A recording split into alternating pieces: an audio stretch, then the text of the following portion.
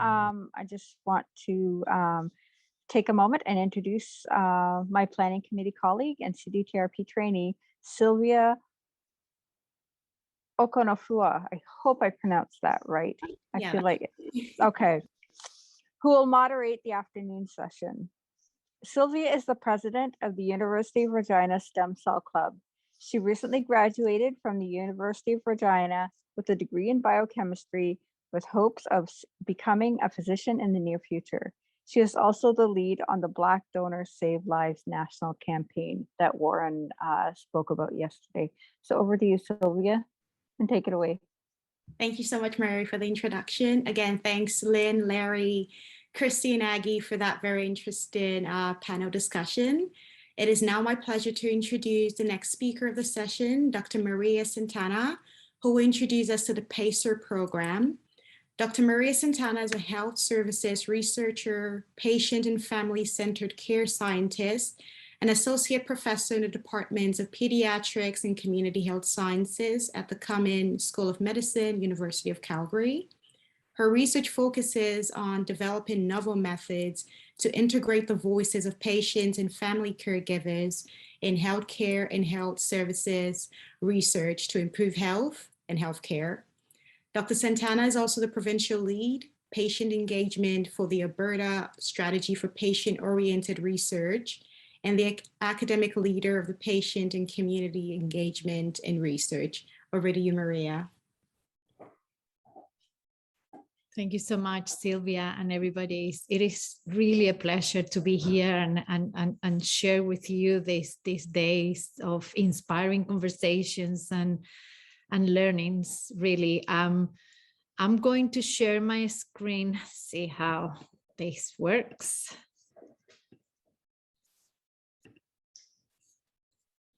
Okay, can everybody see that? Perfect. Thank you.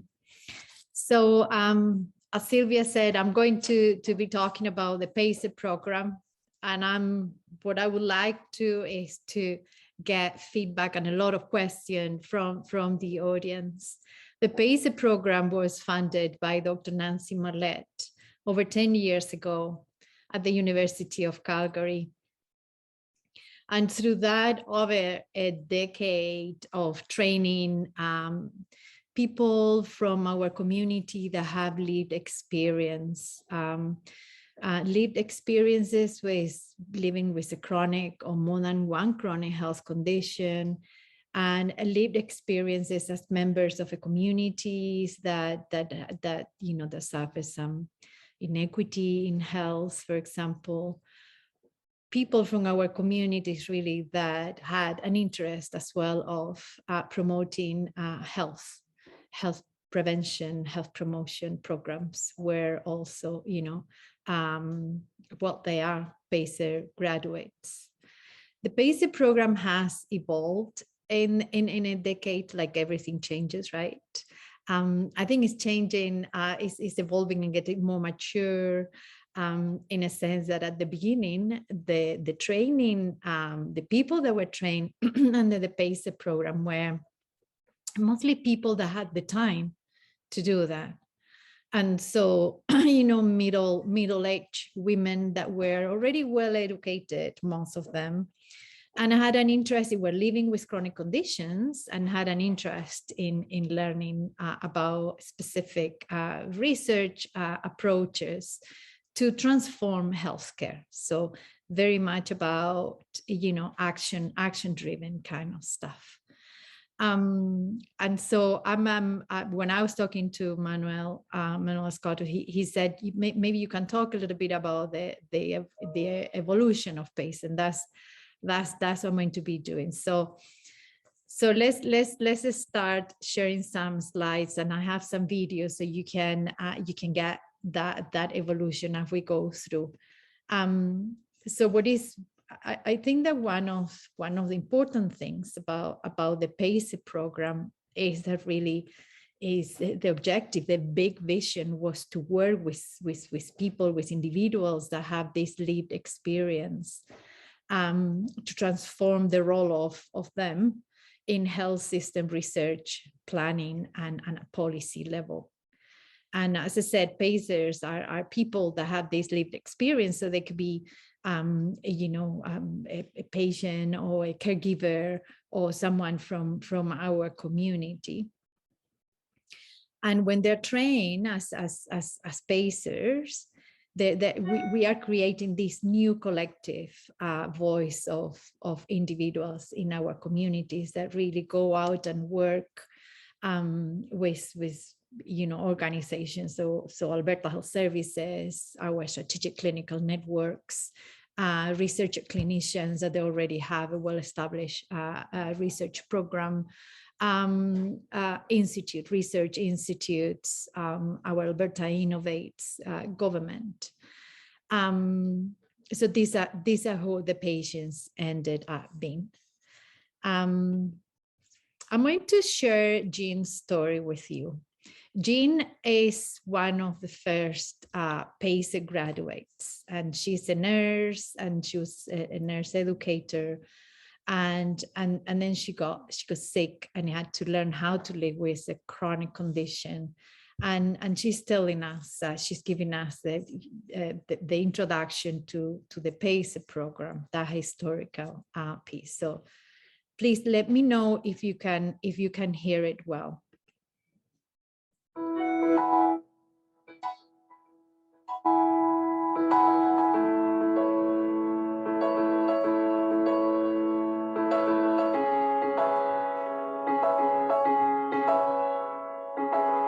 People will talk more openly, maybe, if they're talking to another patient than if they're talking to a professional who really has a certain amount of important role to play in their recovery and how things go.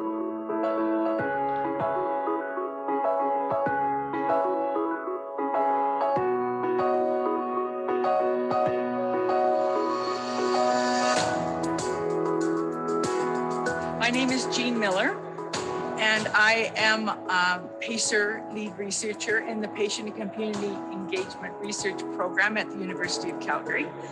And I was fortunate enough to be in the initial student group where CIHR funded a project to see if patients could actually engage other patients in research. I signed up for the program because I heard that it was focusing on osteoarthritis. And I had just found out I had osteoarthritis in my knees. So I came to the classes and found out that there are other people who not just experience the pain, but are dealing with some of the things that happen as your knees have arthritis and get worse. And we discovered a common interest, and that led us to our student research and on into other projects, and it's been an extremely rewarding experience. I'm a nurse by background, and I taught nursing and have been involved in nursing research over the years. It was hard to leave the nursing lens behind and take a patient lens. But once I got through the program and saw what Nancy was trying to get through to us, it really became exciting, and I began to see how the two types of research are in some ways similar, but mostly different.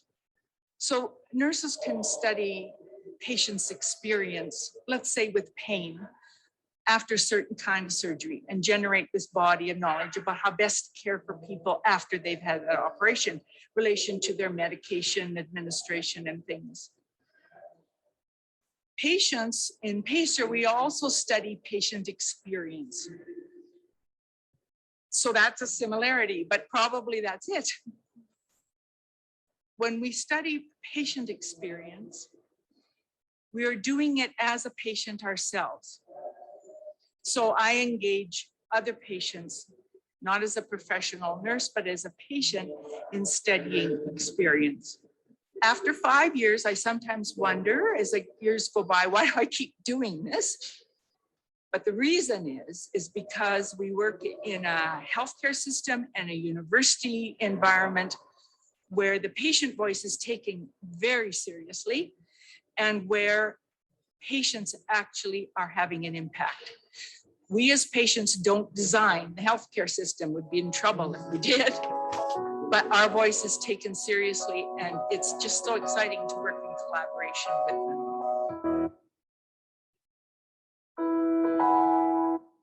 So this is Jean's story, and as I said, the evolution of the PACER from Jean's first group of PACER trainee to today's is a decade. So really now we have a diverse group of students.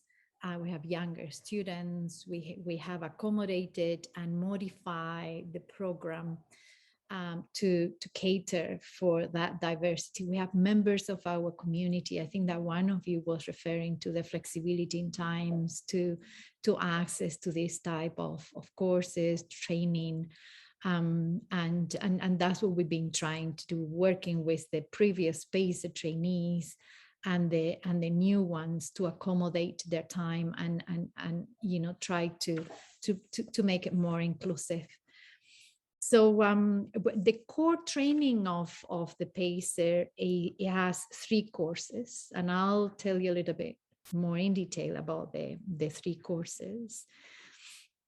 But in the sense of the logistic, how it works, it is supported by the Cumming School of Medicine, Calgary, University of Calgary, me as academic instructor, and is delivered through continuing education. And that has really allowed us to have it online. And to have it online, it gives a lot of flexibility for the students, despite the fact that we have 2 days a week that they are encouraged to come to the classes, to the teaching and do the homework afterwards. But also it has allowed us to reach out across Canada and, igniting some interest beyond the walls of our country. So how it happens? So we have does any individual, any of you sitting in these conversations today, can any of you access to PACER, and how can you get involved? And I'll give you more detail about it, but basically the structure that is in place right now is that sponsors, a sponsor could be the Ministry of Health, some departments like Health Quality Councils, or it could be the university that researchers got a grant to train patients, and they have the money to pay. So then that researcher or clinician or that individual becomes the sponsor of at least 6 individuals with lived experiences that will become the PACER graduates. And so the sponsor is the person that really get in contact with us and say, hi, I would like to discuss this. So we have several meetings and we explain the program and, the cost and how it is and so on. And then we assemble all these groups that we call cohorts. And each cohort has a sponsor. And every sponsor has a sponsor liaison, that is someone from that program of research, for example, that work closely with me, the patient instructor, and the group, the 6 individuals, the 6 trainees, and liaise with the sponsor. And we bring the sponsor when it's needed. So that's in general how it works. We do have continuing education behind the scenes supporting, so that really the pillar program. And so how is this support? So, at the intake stage, when we talk to these 6 individuals, we really tease out what kind of resources they're going to need. So do they have a computer? Do they have access to email? Do they know how to email? Maybe they don't, they haven't. And so once we assess all their needs, we put in place resources. So we tailor the resources to each cohort of trainees and work with the sponsor to refine that and make sure that these individuals will be able to take this program for a whole year. So the first course is really as an overview. The first step is to bring these 6 individuals together provide them support, and then we start working on basic basic competency skills of working together. How is that we're going to be working together? How is a research project looks like? And then we go into the 3 phases of the core of the PACER program that includes the 3 boxes that we have there: the set, the collect, and the reflect. And so and I'll give you more detail as we go through. Let me move to the next slide.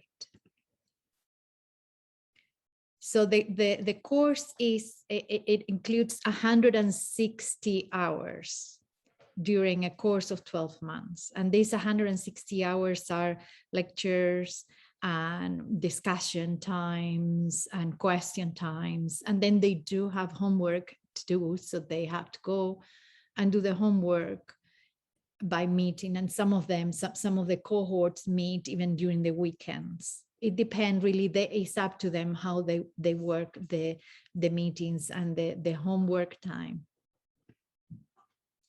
The first course, before the first course, there is this gluing time where I just explained to you. So they come together, we start understanding what they need, how they're going to be working together, and so on. And then we move into the first course, and we talk about some of the theoretical foundations. So we talk about salutogenesis. So it's based on health and well-being rather than focusing on the disease.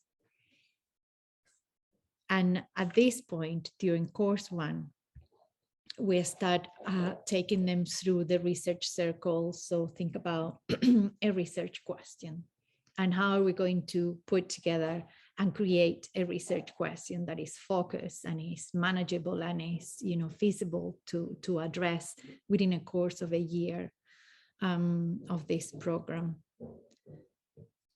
Then we move into the course 1. Well, during the course 1, they get the research question, and then they have a brainstorming session that happened during the set step with other patients that they bring. So it's patients talking to patients, and sometimes they bring other members of the community, or sometimes they bring other stakeholders from Alberta Health Services, for example. And then when they move and then they prepare the proposal, and then they leave course 1 with a proposal sort of to course 2 that they finished. And then we start with the ethics application. So they're all trained on the ethics application. They're now trained on how to complete a common CV for the Canadian Institute for Health Research. So when they leave the program, they're ready to join other research teams. And then once they have done, they have a break where we wait for the ethics approval to be for the proposals to be approved by the ethics board at the University of Calgary. And then they come back, and then they start recruiting and working in their research project. Many of the research projects are related to their experiences, and they are wrap up as recommendations, or they develop a tool.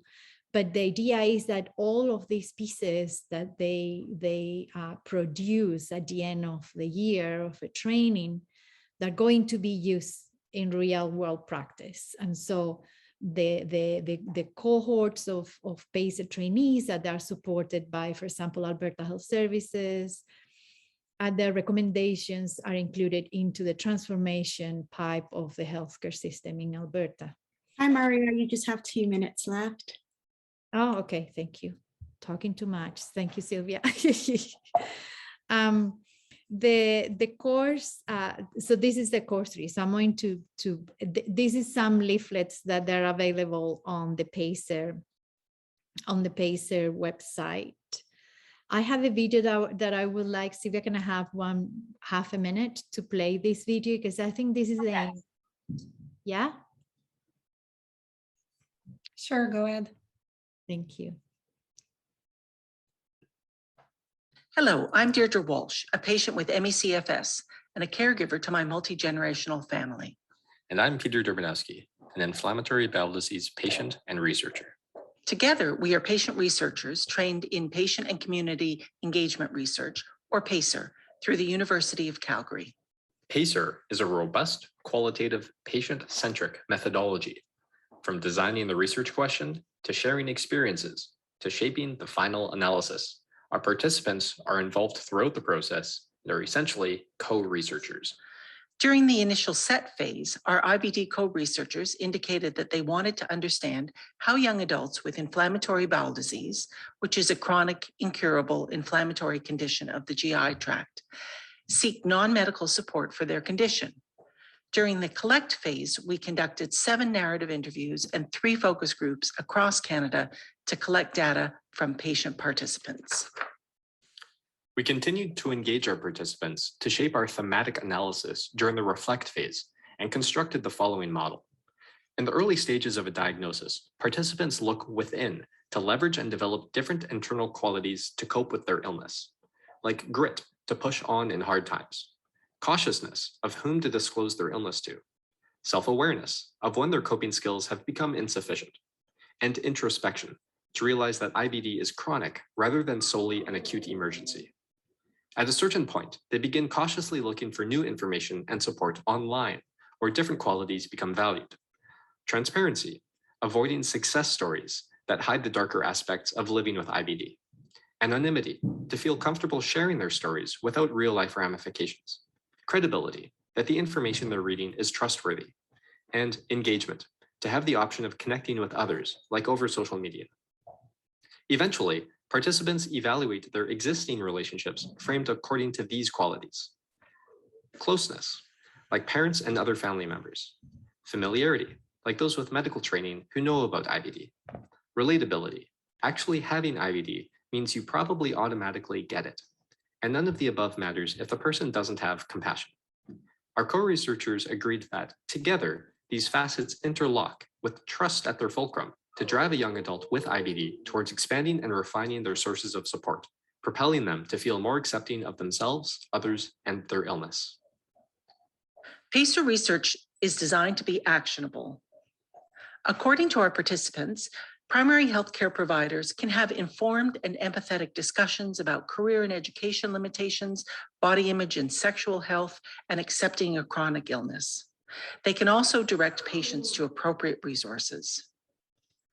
This work was performed with the support of University of Calgary PACER team and Imagine Spore. Thank you for your time. Hello, I'm Deirdre. Thank you for giving me that extra minute, Sylvia. I just wanted to show the video because I think encapsulates a good example of a PACER program. And then just to wrap it up, just, I invite you to visit the webpage of pacerinnovate.ca and see the publications that we have, the work that the students have done, and really to say that the PACER graduates are partners in health research projects and that they support new roles for patients in healthcare. And we are seeing that the impact of having patients embedded throughout Alberta Health Services and the Strategic Clinical Networks and many other national networks as well. So I'd like to thank everybody, Nancy Marlette, who was the creator of this, and the rest of the team. And thank you very much for listening. Thank you very much, Maria. We'll open now for questions from the participants. So please type your questions in the chat box or raise your virtual hands. I'll be checking the chat here as well.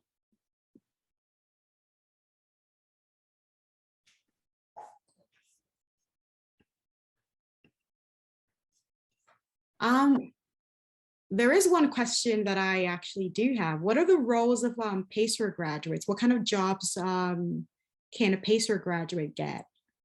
In case anyone was wondering. Okay, thank you, Sylvia.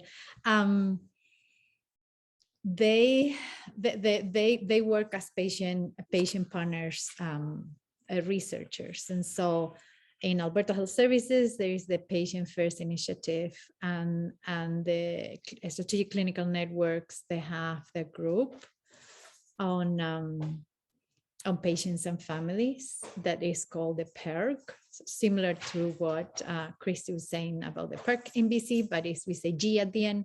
So it's the Patient Engagement Research Group, and they are embedded throughout research programs and quality improvement activities. They're part of governance, they work at governance level, within the ministry or health quality councils. They review grants. They review grants for the Canadian Institute for Health Research, for the patient-oriented research related proposals. And yeah, so these are, overall there. Yeah. No, that's lovely. I think we got one question in the chat from Patricia. She said, is the course open to everyone? Yes. Yes. Okay. Awesome. Yes. And any information that you guys would like, you can just email me. I don't know if we have the email. I can add it to the chat if you want. And just to reiterate, how do you become a PACER graduate again? So so there are different models, but the models that is working well is we have a sponsor who is interested in training a group and building capacity within their teams and train a group of individuals with lived experiences. They come in contact with us. We have a series of meetings with that sponsor person and then with the potential pacers. And then we are running the course, the PACER course twice a year. So we look at the space within the 2 year, that year, and allocate them to one of the two. Yeah. And is there a minimum education requirement for the course? No, the only minimum requirement is that they need to speak English. Okay. But yeah. And so do you have a link to that? A link to the PACER course that we can just put in the chat and everyone can bookmark that? Yeah.